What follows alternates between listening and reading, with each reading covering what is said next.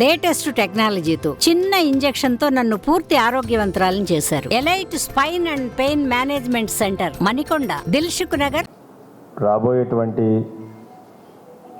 ఖమ్మం, వరంగల్, నల్లగొండ పట్టభద్రుల నియోజకవర్గ ఉప ఎన్నికకు సంబంధించి 3 జిల్లాల్లో మా పార్టీ అభ్యర్థి ఉన్నత విద్యావంతుడు, ఒక క్రమశిక్షణ కలిగినటువంటి తెలంగాణ బిడ్డగా భారతదేశంలోనే ఒక రెప్యూటెడ్ ఇన్స్టిట్యూట్ బిట్స్ పిల్లల నుంచి గోల్డ్ మెడలిస్ట్ సాధించినటువంటి మా అభ్యర్థి ఏనుగుల రాకేష్ రెడ్డి గారి యొక్క ప్రచారం గత 2 వారాలుగా ఉమ్మడి జిల్లాలోని అన్ని నియోజకవర్గాల్లో బ్రహ్మాండంగా నిర్వహించడం జరిగింది. ఈ 2 వారాల్లో గ్రామ స్థాయి నుంచి నియోజకవర్గ స్థాయి వరకు పార్టీ కార్యకర్తలు, మండల నాయకులు, అట్లాగే నియోజకవర్గ ఇన్ఛార్జీలు కూడా బ్రహ్మాండంగా మా అభ్యర్థి యొక్క కాంగ్రెస్ పార్టీ నుంచి కూడా పెద్దలు జీవన్ రెడ్డి గారు ఉన్నారు. ఎన్నో సంవత్సరాల నుంచి రాజకీయాల్లో ఉన్నాడు. ఒక క్లీన్ ఇమేజ్ ఉన్నటువంటి నాయకుడు ఉన్నాడు.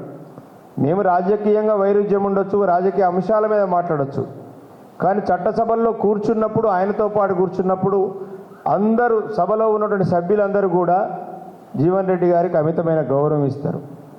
తెలంగాణ ఉద్యమానికి ఊపిరిలూదినటువంటి అనేక మంది వ్యక్తుల్లో గోరెడ్డి వెంకన్న గారు ప్రజాకవి,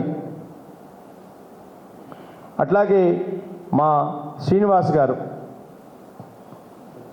దేశపతి గారు ప్రముఖ కవి, టీచర్ ఉద్యోగానికి రాజీనామా చేసి ఆయన తెలంగాణ ఉద్యమం కోసం కొట్లాడినటువంటి వ్యక్తి.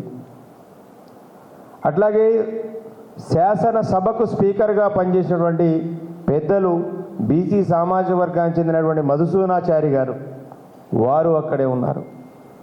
అట్లాగే ముదిరాజు కుటుంబంలో పుట్టి ముదిరాజుల యొక్క సమస్యలను అడ్రస్ చేసి తన జీవిత కాలంలో ముదిరాజు సామాజిక వర్గ సమస్యల మీద చైతన్యవంతం చేసినటువంటి వ్యక్తి బండ ప్రకాష్ ముదిరాజు గారి శాసన మండలికి ఉపాధ్యక్షులుగా ఉన్నారు. అట్లాగే ఈరోజు గుత్తా సుఖేందర్ రెడ్డి గారు ఒక సుదీర్ఘమైన రాజకీయ చరిత్ర ఉన్నటువంటి నాయకుడు. ఇట్లా అనేక మంది, ఇవాళ టీచర్స్ అసోసియేషన్ నుంచి కూడా, యూటీఎఫ్ నుంచి కానివ్వండి, ఇతని నుంచి కూడా 2 ఎమ్మెల్సీలు.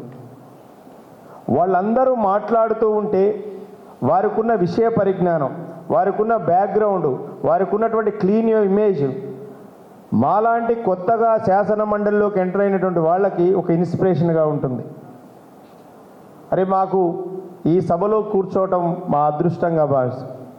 కానీ ఈ రేపు 27న జరిగే ఎన్నికల్లో గ్రాడ్యుయేట్స్ అంతా కూడా ఆలోచిస్తున్నారు.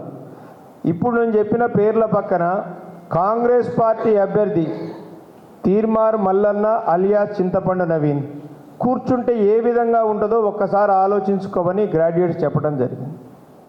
మరిన్ని వీడియోస్ కోసం ఛానల్ ని సబ్స్క్రైబ్ చేయండి. లేటెస్ట్ అప్డేట్స్ కోసం వాట్సాప్ ఛానల్ ని ఫాలో చేయండి. అండ్ లింక్ డిస్క్రిప్షన్ లో ఉంది.